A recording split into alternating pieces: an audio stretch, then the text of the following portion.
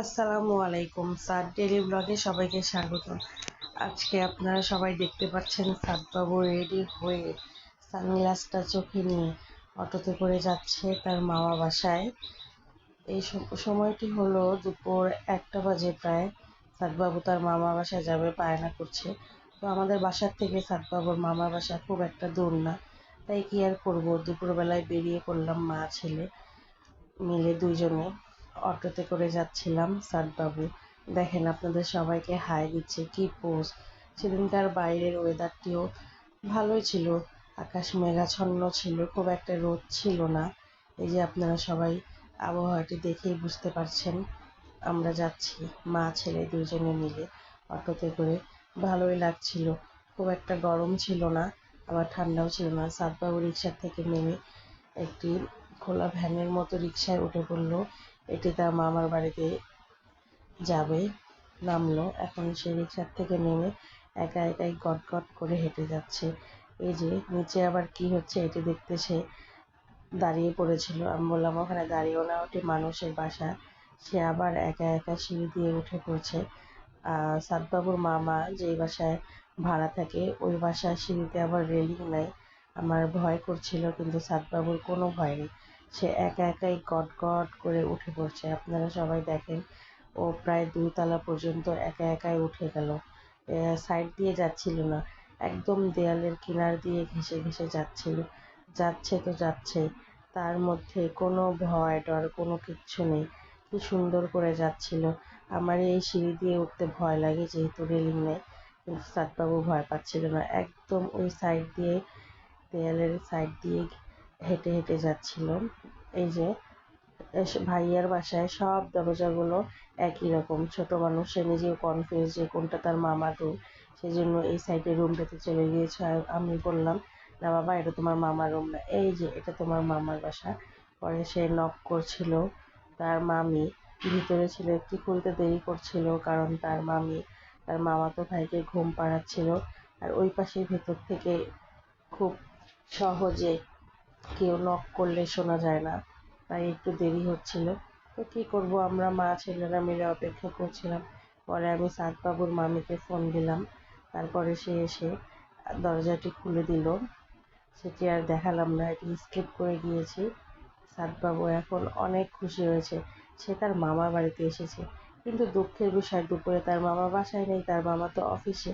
সে তার মামাতো ভাই ইশরাককে পেয়েছে। এই যে সেই সাদবাবু ড্রেস চেঞ্জ করছে, করে এই যে তার মামাতো ভাই ইশরাক, ইশরাককে দেখে সে খুব খুশি হয়েছে। এই যে ইশরাকের সাথে সে খেলছে। ইশরাকের বয়স 8 মাস প্রায়। সে অনেক খুশি হয়েছে সাদবাবুকে দেখে।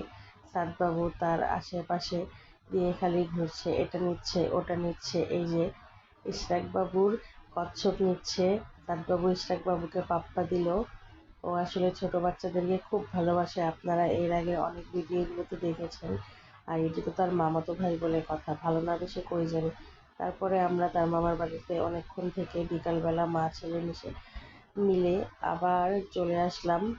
এই যে সাদবাবু এখন আখের রস খাবে, ওই মেশিনটা ঘুরছিল, ওকে তার ভাল লাগছিল, আমাকে বলছে মা আখের রস কিনে দাও। কিনে দিলাম। দেখেন সে গ্লাসে করে নিয়ে একা একাই খাচ্ছে, আর এদিকে কি সুন্দর মেশিনটা ঘুরছে, সে একটুও ফেলেনি, আমাকে বলছে আমি একাই খেতে পারবো। আচ্ছা ঠিক আছে খাও, আমিও ছেড়ে দিলাম। কি সুন্দর করে খাচ্ছে আমার ছেলেটি।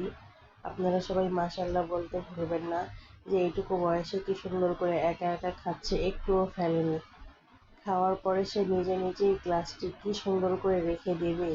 বড় মানুষরাও তার কাছ থেকে এসব শৃঙ্খলা দেখে অবাক হয়ে যাবে যে এটুকু বয়সে কি শৃঙ্খলা তার।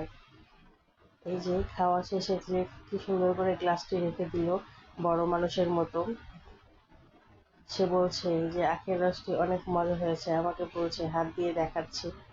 এই যে তারপরে সে একটা মিনি রেস্টুরেন্টের ভিতর চলে আসলো, সে বিরিয়ানি খাবে। আমরা পার্সেল নিচ্ছিলাম, তো সে চেয়ারের মধ্যে বসে পড়লো, রেস্ট করছিল। আপনারা সবাই দেখতে পাচ্ছেন, এই যে একটা মিনি রেস্টুরেন্ট। এই যে মামাটা সাদবাবুর বিরিয়ানি পার্সেল করছিল, আমাদের পার্সেল হয়ে গিয়েছে, এখন আমরা আবার চলে যাব। আর সাদবাবু এদিকে চেয়ারে বসে বসে বলছে আমি এখানেই খাবো। আমি বললাম না বাবা, আমরা বাসায় গিয়ে খাবো। সে এখন পার্সেলটা হাতে করে নিয়ে একা একা এই রেস্টুরেন্টটা থেকে বের হয়ে পড়েছে। ওই দিন তার আগের দিনই বৃষ্টি হয়েছিল, রাস্তাঘাটে তা একটু স্যাঁতস্যাঁতে অবস্থা দেখেই বুঝতে পারছেন, কাদা কাদা। আমার সাদবাবু বিরিয়ানির প্যাকেট নিয়ে একা একা বেরিয়ে পড়েছে, হাঁটছে। এই তো তারপরে আমরা বাসায় এসে সাদবাবুর ড্রেস চেঞ্জ করে দিলাম। এখন আমি প্লেটে করে আর সাদবাবুর জন্য বাটিতে করে বিরিয়ানি দিয়েছি। সে একা একা খাওয়ার ট্রাই করছে। আচ্ছা দেখি একা একা কিভাবে খায়। একটি চামচের সাহায্যে সে একা একা খাচ্ছে। মাশাআল্লাহ, আমার ছেলেটি একা একা হাতে করে খাবার খেতে শিখে গেছে। একে দেখে আমার কতই না ভালো লাগে। সবাই বেশি বেশি আমার ছেলের ভিডিওগুলো দেখবেন এবং চ্যানেলটিকে সাবস্ক্রাইব করবেন এবং সবাই জানাবেন আমার ছেলেকে আপনাদের কেমন লাগে।